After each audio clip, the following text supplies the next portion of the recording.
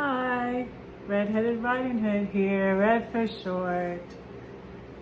Fellowship and fellowship is by no means blind.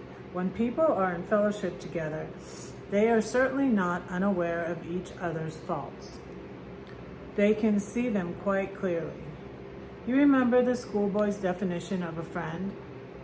A friend is someone who knows all about you and still likes you. True friendship and true fellowship can never exist so long as we insist on wearing rose-colored spectacles. Any kind of friendship or fellowship or love which is based on illusion or on a refusal to see each other's faults is doomed to grave disappointment. It is always important to remember that in true fellowship, we take each other exactly as we are. How then does fellowship overcome consciousness of each other's faults? It does so in two ways. It does so first by doing things together. There is no better way to friendship and to fellowship than joint action and activity. Here is a lesson for churches.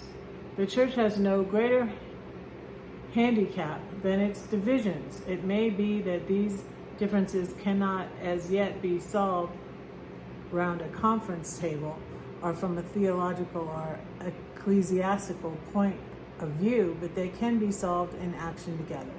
This, in fact, is a natural way to solve them.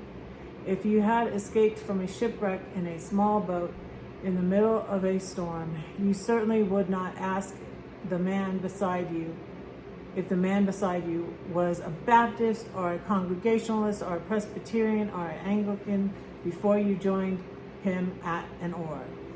If you had to deal with a raging fire in a house, that's a good point, you quite certainly would not stop to ask to what branch of the Christian church a man belonged before you joined him or allowed him to join you in an attempt to extinguish the flames or to rescue those trapped in the house.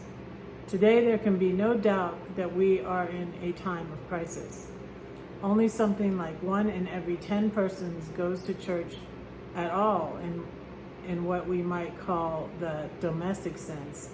In the international sense, we are drifting into a situation in which it is not altogether hysterical to say that life itself is threatened. In such a situation, joint action among the churches is imperative. If ever there was a time, the time is now, when we should say with Wesley, "Is my heart as your heart? Then give me your hand." I like that. It's nice. Don't say that no one cares for you, because I do and God does too. Don't forget to pray for Red, because Red is praying for you. Bye.